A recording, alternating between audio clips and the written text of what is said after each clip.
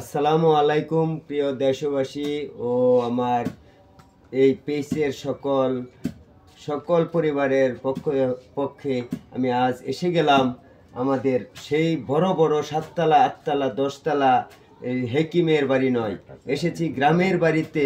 সেই মোহাম্মদ আবু তাহের ওরফে বাচ্চু পাগলার পরিচিত যে বাড়ি, সেই বাড়িতে আমরা এসে গেলাম যে আয়ুর্বেদিক হার্বাল তৈরি করার জন্য বিভিন্ন এলাকা থেকে, পাহাড়ি এলাকা থেকে এবং বিভিন্ন অঞ্চল থেকে ওষুধি গাছগাছরা সরবরাহ করে মানুষকে ওষুধ রোগ থেকে সেবা করার জন্য যেই লোকে এই কার্যক্রম চালিয়ে গেছেন, তার সাক্ষাৎকারের জন্য আজ আমরা সরাসরি এসে গেলাম সেই আবু তাহের ওরফে বাচ্চু ভাইয়ের বাড়িতে।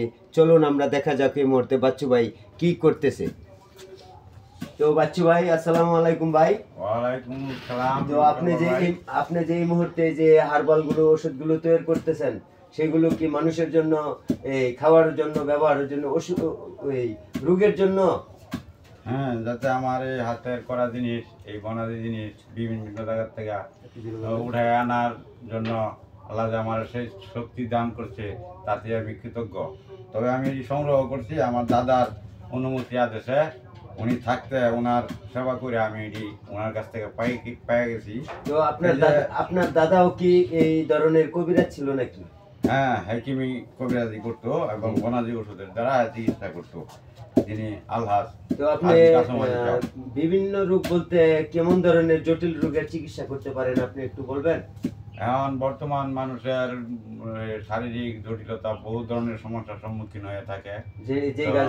যে ওষুধগুলি আপনারা এই গাছরা ঔষধি, এইখানে যা ওষুধ আছে আর কি, সেগুলি তো মানুষের উপকারের জন্য অবশ্যই আপনি সংগ্রহ করেছেন। কিন্তু এই মুহূর্তে আমরা যা আপনার ওষুধের সাথে সাথে আমরা দেখতে পাচ্ছি আপনার পাশে এই ওষুধ নেওয়ার জন্য যে সকল রোগী বসা আছে, আমরা সরাসরি এই মুহূর্তে রোগীর কাছে চলে যাই।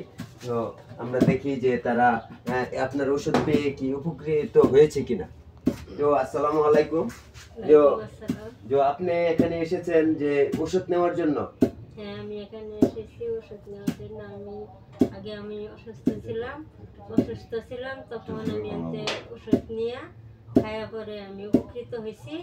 এখন পরিবর্তন আবার আসছি আমি ওষুধ নেওয়ার জন্য। তো আগেও কি এখান থেকে আপনি ওষুধ নিয়েছিলেন? হ্যাঁ, আমি আগে নিয়ে উপকার পেয়েছেন? হ্যাঁ। তো উপকার পেয়ে আবার আসছেন এখানে ওষুধ নেওয়ার জন্য? হ্যাঁ, তো আচ্ছা, আলহামদুলিল্লাহ। তো ভাই, আসসালামু আলাইকুম। তো আপনি যে এই কবিরাজ ভাইয়ের বাড়িতে আসলেন, কি মনে করে আসলেন? আমাদের পার্শ্ববর্তী এলাকায় আমি শুনছি যে বাচ্চু পাগলা ওই গাছান্ত ওষুধ হ্যাঁ দেয়। তারপরে আমি কিছুদিন আগে শুনে আসছি, এক ফাইল ওষুধ আমি খেয়েছি আমার শারীরিক শরীর দুর্বলতার জন্য। আবার রিপিট আমি আবার আজকে নিতে আসছি।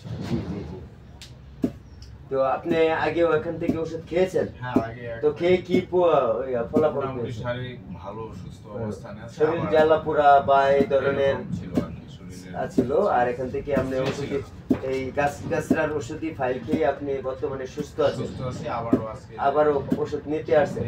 তো আলহামদুলিল্লাহ ভিউয়ার্স, আমরা যা জানতে পারলাম যে এই মুহূর্তে আবু তাহের ওরফে বাচ্চু ভাইয়ের সেই এই নিজের অভিজ্ঞতা নয়, যেহেতু অনেক দিন পূর্বে থেকে সে কিন্তু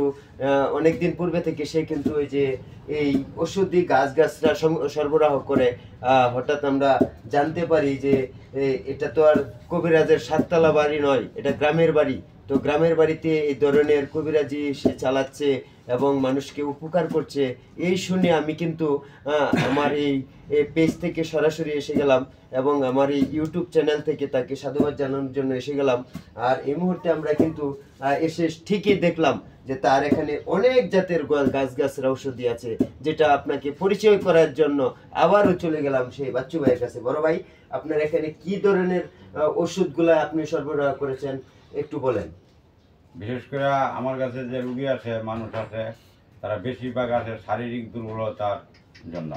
তাহলে বিভিন্ন মানুষের বিভিন্ন ধরনের শারীরিক দুর্বলতা থাকে, কিন্তু খালি যে শুধু মানুষের শারীরিক দুর্বলতা, ধাতুর দুর্বলতা তাই নয়, কিন্তু আরও বিভিন্ন ধরনের সমস্যার সম্মুখীন হয়ে থাকে। পুরুষের এক ধরনের, মেয়েদের এক ধরনের এবং চ্যাংড়াদের এক ধরনের, এবং বয়স্ক বৃদ্ধি বয়সী যারা বয়স অনুপাতে অনেক ধরনের অনেক রোগাক্রান্ত তাদের আক্রান্ত করে, কিংবা বর্তমান যে প্রচলিত দেশ এবং ভাইরাস রোগে আক্রান্ত করে, এইটা আমরা গাছগাছরা, গাছের লতা পাতা, মূল, শিকড়, ছাল, বাকড় এ থেকে আমরা শোধন করে বাইর করে যদি বিশ্বাস করে আসে, তাইলে যুক্তির সাথে বনে, তাইলে হয়তো তাকে দিলে পরে আবার ফিরে আসে। কিন্তু আসলে তারপরে জানা যায় যে না, তারা উপকৃত হয়েছে, যার জন্য আবার আমার কাছে ফিরে আসছে, যার জন্য তারপরে আবার তাকে দেওয়া হয়।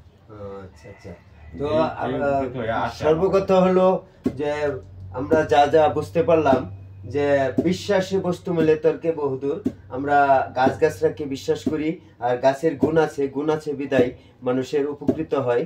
আর সেই গাছগুলো যদি সঠিক জানা মতে সঠিক পর্যায়ে লাগানো যায় এবং সঠিক ওষুধ কাজে ব্যবহার করা যায়, তাহলে হয়তো অনেক উপকার আসে।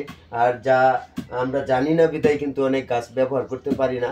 আর এই বাচ্চু পাগলা যিনি এই গাছগাছরার উপরে রিসার্চ করে এবং কি দীর্ঘদিন সে সময় কাটিয়ে এই গাছগাছরাকে সরবরাহ করে ঔষধ তৈরি করে মানুষের উপকারে আসছে, তো আমার পক্ষ থেকে সাধুবাদ জানাই। তো আপনারাও দেখতে পাচ্ছেন, আরও জানতে পারবেন যে বিভিন্ন ওষুধ বিভিন্ন রোগের সমস্যা